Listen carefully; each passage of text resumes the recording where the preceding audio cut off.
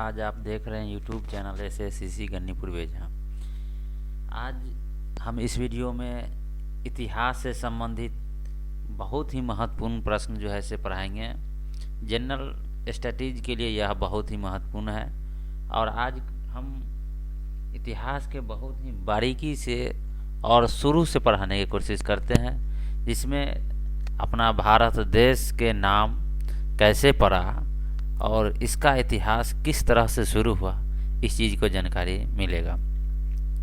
यदि आप इस चैनल पर नए हैं तो चैनल को सब्सक्राइब कर ले, क्योंकि इस चैनल पर GK, GS, reasoning, math, competitive से संबंधित हर तरह के प्रश्न उत्तर मिलते रहेगा और हर रोज़ एक वीडियो में लगभग प्रश्नों को जो है से व्याख्या से संबंधित जानकारी आप पढ़े, कॉपी और पेन लेकर बैठे और इसको नोट भी करते रहे। ठीक है, चलते हैं प्रश्न की ओर।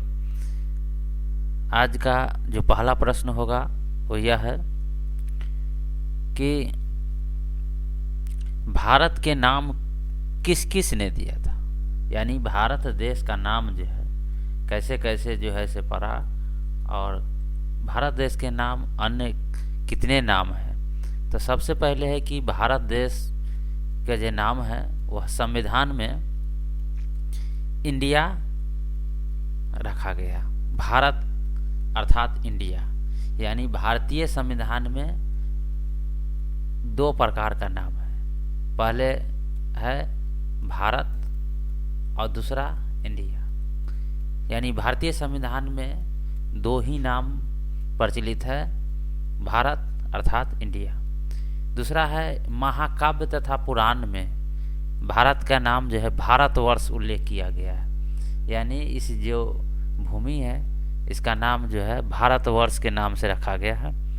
तथा अगला है कि यूनानी जब भारत में आया था तो इस जगह को इंडिया कहा।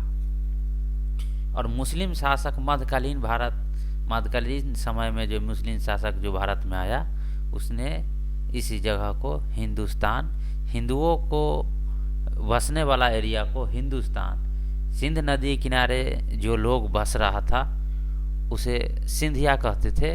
अपभ्रंश भाषा में बोलते बोलते सिंधु से हिंदू में बदल गया और यह जगह को हिंदुस्तान बोलने लगा। और अंत में मध्यकालीन इतिहास के जो राजा रहे, मुगल काल के जो राजा सब आए, उन्होंने इस जगह को हिंदुस्तान के नाम से प्रचलित कर दिया। अगला पॉइंट है कि भारतीय इतिहास को कितने भागों में बांटा गया। तो भारतीय इतिहास को अध्ययन के सुविधा के लिए 3 भागों में बांटा गया है। पहली है प्राचीन इतिहास, दूसरा है मध्यकालीन इतिहास और तीसरा है आधुनिक इतिहास। प्राचीन इतिहास, मध्यकालीन इतिहास और आधुनिक इतिहास, यानी भारतीय इतिहास को अध्ययन के सुविधा के लिए 3 भागों में बांटा गया। और इसे अगला पॉइंट है कि प्राचीन इतिहास के स्रोत क्या है। तो प्राचीन इतिहास के मुख्य 4 स्रोत है। पहली है धर्म ग्रंथ, दूसरा है ऐतिहासिक ग्रंथ, तीसरा है विदेशी विवरण और चौथा है पुरातत्व संबंधित साक्ष्य।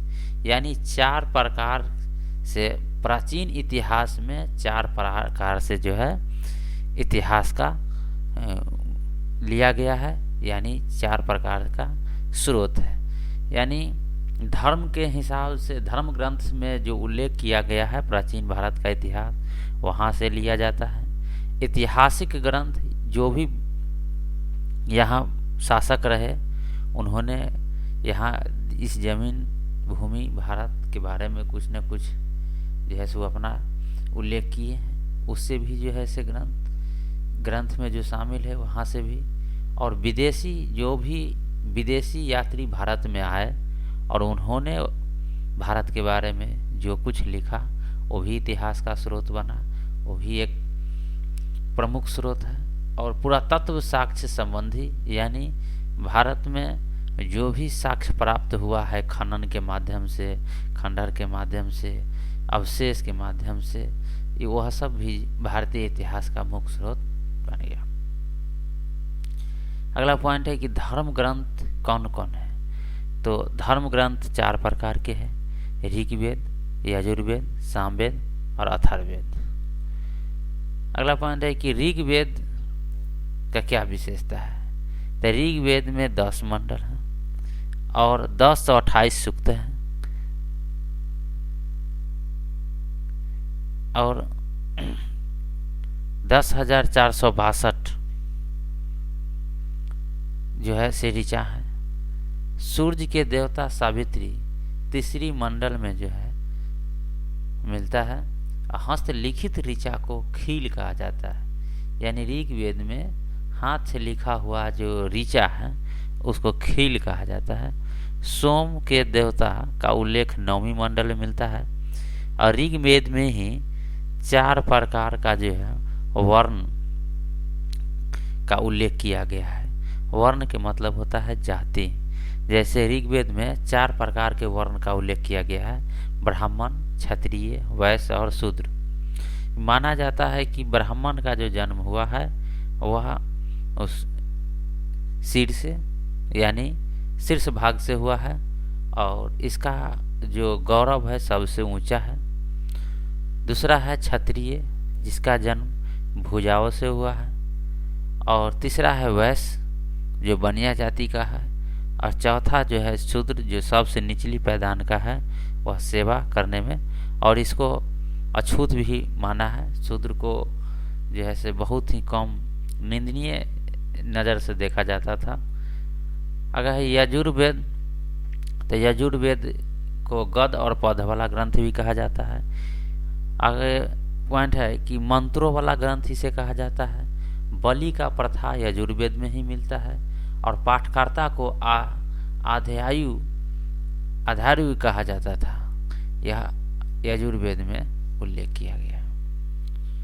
और अगला पॉइंट है कि सामवेद। सामवेद में ऋचा जो है गाए जाने वाला ऋचा है। सामवेद में जो भी है वह गायन किया जाने वाला ऋचाएँ हैं और ये संगीत का जनक कहलाता है। इस वेद में जो भी है यह सभी चीज़ के लिए संगीत का उल्लेख है। अगला पॉइंट है अथर्ववेद। तो यह सबसे नवीन ग्रंथ में से एक है। यह रोग निवारण, तंत्र मंत्र वाला वेद है।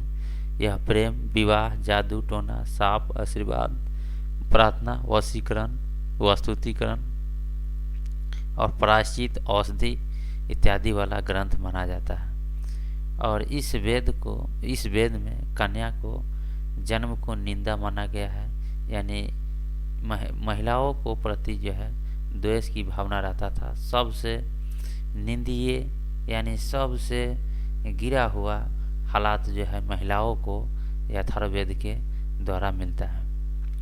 और अगला पॉइंट है कि वेदों को पढ़ने तथा समझने के लिए कितने भागों में बांटा गया है। तो वेदों को पढ़ने के लिए 6 भागों में बांटा गया है। शिक्षा, ज्योतिष, कल्प, व्याकरण, निरुक्त और छंद 6 भागों में बांटा गया है।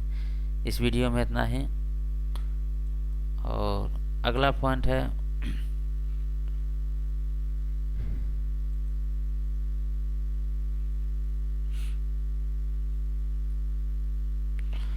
दस विदेशी यात्री जो भारत आया, तो वो है टेसियस, हेरोडोटस, मेगास्थनीज, डाइमेकस, साइनोसियन, टॉलमी, फाहियान, हेनसांग, इतिसांग, अल्बरुनी।